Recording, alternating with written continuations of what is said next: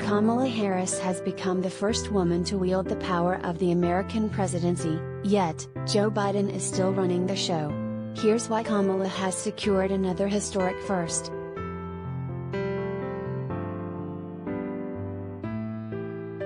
At this point, Vice President Kamala Harris is used to making history. She is the first Black and South Asian vice president.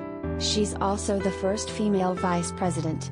Now, on November 19, Kamala, 57, will add another accomplishment to her resume when she becomes the first female American with presidential power.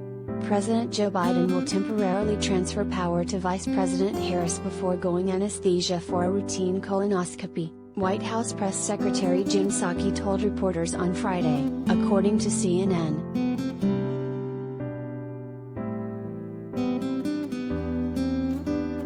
President Biden, who turns 79 on Saturday, November 20th, arrived at Walter Reed Medical Center to undergo his first routine annual physical since taking on the role of the president after defeating Donald Trump in the 2020 election.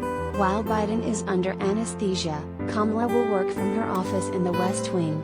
While this is a historic first, the actual transfer of power when the president undergoes a medical procedure is routine. Former Vice President Dick Cheney did so on multiple occasions when George W. Bush underwent multiple colonoscopies during their 2 terms in office.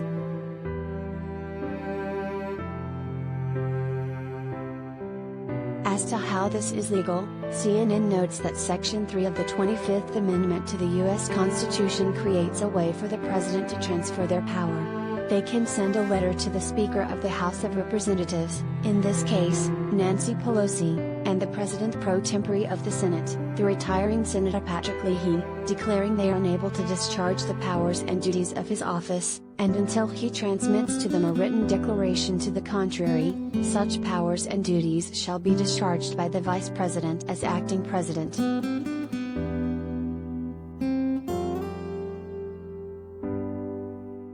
Related gallery.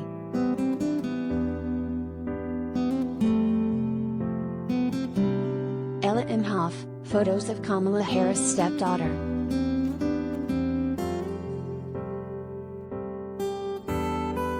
Kamala is the first woman to officially wield the power of the president.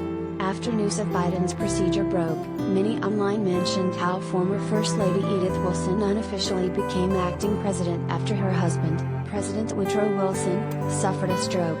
Her stewardship lasted 17 months, according to biography, but she claimed that she never made a single decision regarding the disposition of public affairs. The only decision that was mine was what was important and what was not, and the very important decision of when to present matters to my husband.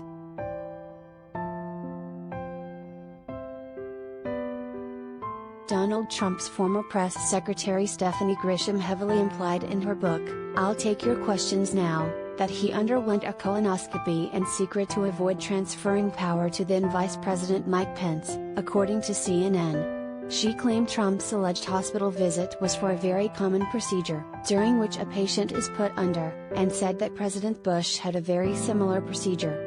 She claimed that Trump didn't want Pence to be in power while he was sedated, and he didn't want to be the butt of a joke on late-night television, which is why he kept his alleged colonoscopy under wraps.